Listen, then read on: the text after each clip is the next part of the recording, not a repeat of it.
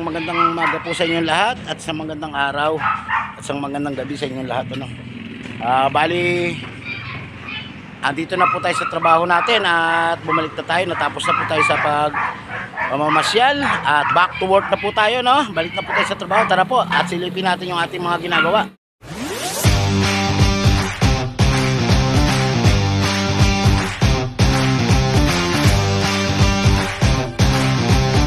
Ngayon po gagawa tayo spike, spike po ng ating 16mm para po dito sa ating mga parilya. Kailangan po kasi ang bawat dulo nun ay may hook. Ito na po yung gagawin natin spike.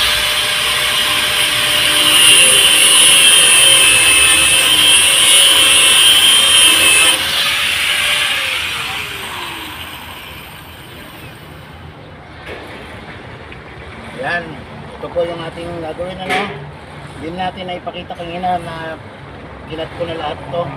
Pinagpuputol ko na. Ayan. Maglagay tayo ng mga pinagpuputol nating dos. Yung maliliit, ayan. Tapos laktawan natin. Laktawan ng isa. Tapos itayo pa, putol po tayo isang maliit. Itayo natin sa gitna.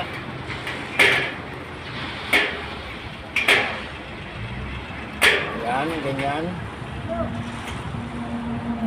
Kita nyo, kakasya yung 16mm dyan. Nakapokus ka ba rito? Tapos lalagyan nyo po ng pangkontre ng ganito rin kalaki. Yan.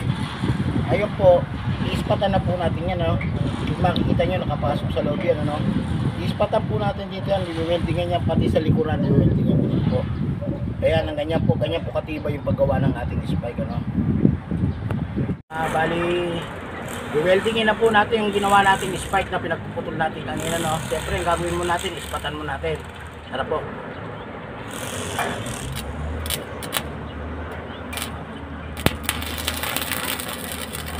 Ispatan nyo muna po ng ispatan at ilagay natin itong ating mga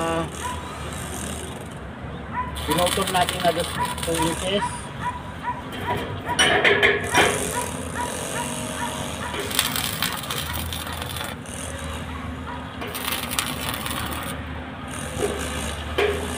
Ayan, naispatan na po natin. Kung makikita nyo po, nakatago sa loob, nakatago sa ilalim. Ito po ay ispatan din natin pati ilalim na yan. Mas maganda po kung mayroon siya nakalawit dito, katulad nito. Kung sakali pong wala kayong mapag-weldingan, katulad po nito ay siyempre i-welding natin sa bakal. Kung sakali po kayo ay walang pag-weldingan, kung may nakalawit to, pwede nyo po itali ng alambre. Kung sa kahoy po ninyo ilalagay, pwede naman po pakuan ninyo para hindi po kumilos, Ayan po, at mamaya po update po kayo pag dito po ay na-full weld na,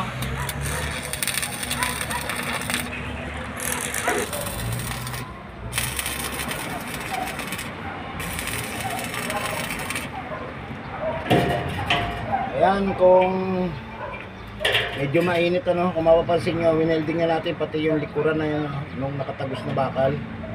Medyo mainit lang siya. Ngayon, isusunod natin yung weldingin ay yung dito, Yan, tsaka yun.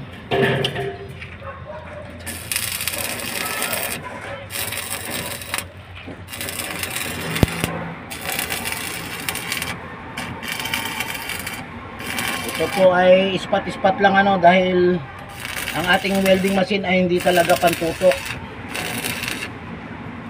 Ang ispat-ispat lang ang ating welding machine. Gagawin natin, kakapalan lang natin yung welding.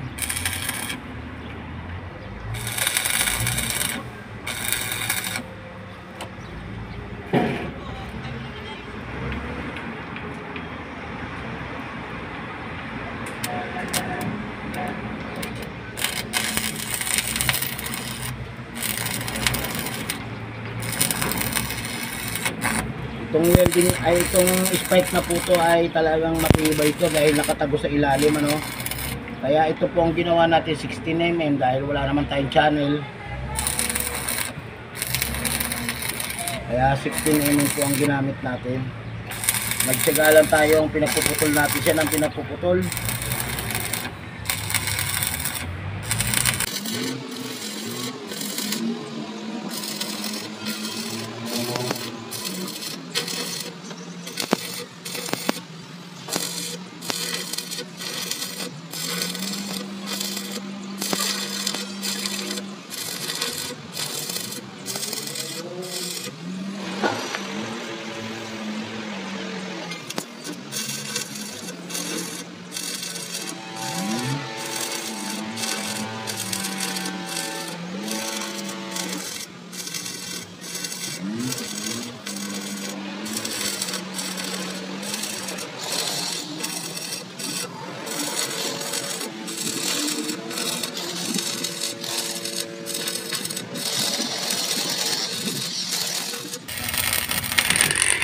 Ayan.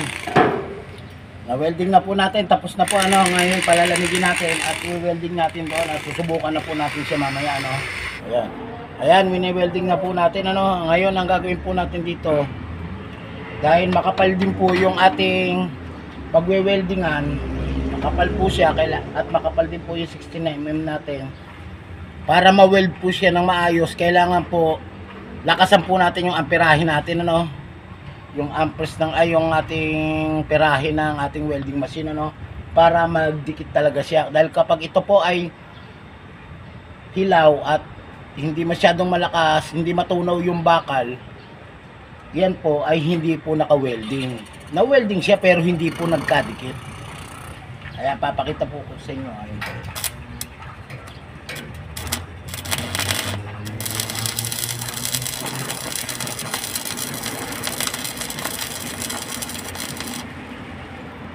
Kapag iyan po ay hilaw, hindi po kakapit yan. Magkakaroon lang po ng awang yan.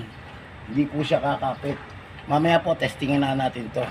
Yung bakal ay dinagdagan natin ng ano, para hindi po mabusal sa landulo. Pinuluputan natin ng bakal.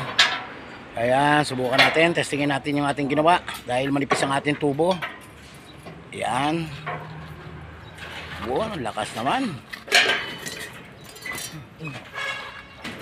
Ayan, ang galing, pakita mo nga. Oh, kita nyo naman oh. Talagang kahit maliit, kaya niyang baluktutin dahil sa tibay nung winelding natin na dulo no. Ay pakita mo rito sa camera. Ayan oh, nakita nyo, dinoblihan na winelding natin. Yan. At ayan, full weld din natin yan. Full weld din mo ka. Ayan, nakita nyo na po ang ating nabaluktot ano. Nakahook na. Hanggang dito na lang po ang aking video at sana po ay may natutunan kayo sa mga pinapakita kong video. Huwag nyo pong kalimutan mag-subscribe kung kayo po ay hindi pa nakasubscribe sa aking YouTube channel. At huwag nyo rin pong kalimutan pindutin ang bell para po lagi kayong updated sa aking ipapakitang mga video. At huwag nyo rin pong kalimutan ng aking Facebook page at Facebook profile, Jason Akpil. Hanggang dito lang po ang aking video. Maraming salamat po. Bye-bye!